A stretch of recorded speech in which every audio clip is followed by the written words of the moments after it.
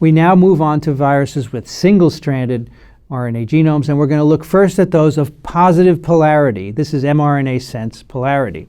One family, the Picornaviridae, contains the important pathogen poliovirus, about to be eradicated. It would only be the second virus to be eradicated after smallpox. The Caliciviridae. If you've ever gone on a cruise and gotten diarrhea, you can thank the Caliciviridae, in particular, Norwalk virus. They cause outbreaks of diarrheal disease on cruise ships, at schools and colleges, any institutional setting. Then we have the coronaviruses. The SARS coronavirus came out of China and caused a global outbreak in the 2000s. The MERS coronavirus currently causing outbreaks of serious respiratory disease in the Middle East. Looks like it goes from camels to people. The Flaviviruses have a number of substantial human pathogens: yellow fever virus, mosquito-transmitted liver disease, West Nile virus, also mosquito-transmitted, hepatitis C virus are examples of flaviviruses. Flavi comes from yellow, which is the color of someone who has yellow fever because of the jaundice being caused by virus infection. And finally, the Togaviridae has important viruses like rubella virus and equine encephalitis virus. So let's take a look at how these genomes replicate. Again, they're plus-sense RNA genomes. You can see on the left part of the slide there, it's a green line, shaded gray. That genome can be translated directly to make protein by the host cell, which can go on to assemble new virus particles. Of course, just like every other virus, we need to make additional genomes. And so what happens is simply the plus strand is copied to make a minus strand RNA, you can see in yellow there, which is copied again to make more plus strands. And again, what enzyme does this? Is it a cell enzyme? Absolutely not. Cells can't do this. It's a virus enzyme. And that minus RNA has no other function except to be a template for the synthesis of more plus strands. Now, these viral genomes are naked in the virus particle. There's no RNA polymerase.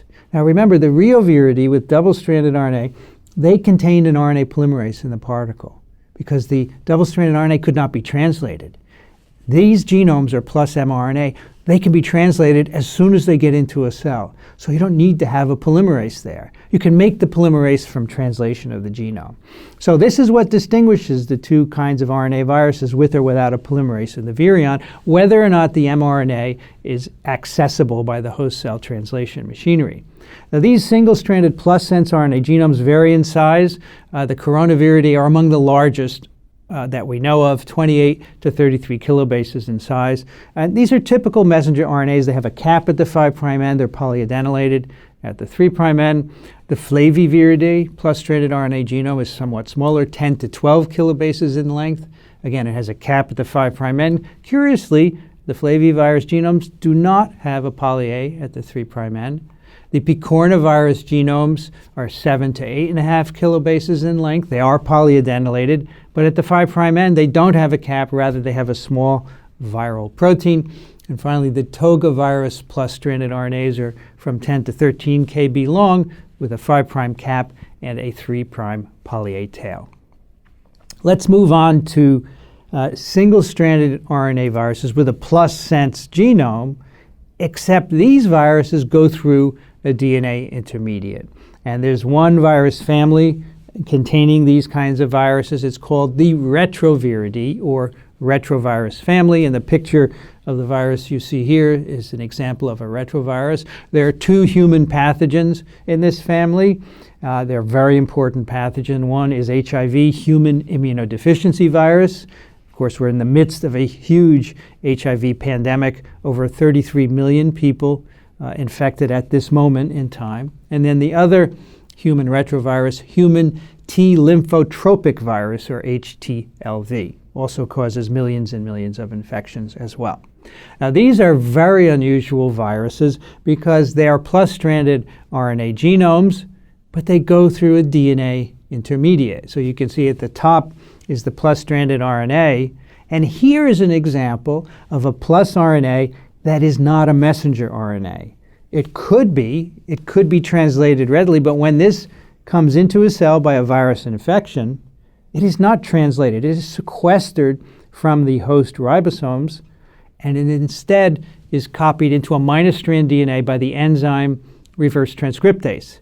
That enzyme, as I mentioned earlier, Nobel Prize-winning discovery, was first discovered in the retroviruses and subsequently found to be in the hepatitis B viruses as well. Now, you can predict what's going to happen next because a minus DNA, of course, cannot be made into mRNA. You can only make double-stranded DNA into mRNA. So that minus DNA is made double-stranded. It can then be copied into mRNA, which can be made into proteins. And to make more virus genomes, which are PlusRNA, a subset of those messenger RNAs can simply be packaged. So the retrovirus genome is shown schematically on the left of the slide. It is around 7 to 10 kilobases long, and it's a typical mRNA with a 5' cap and a 3' poly A tail. And I say typical because, again, it is not translated when it enters the cell. It is reverse transcribed. And only later are the mRNAs translated when they're made from double-stranded DNA.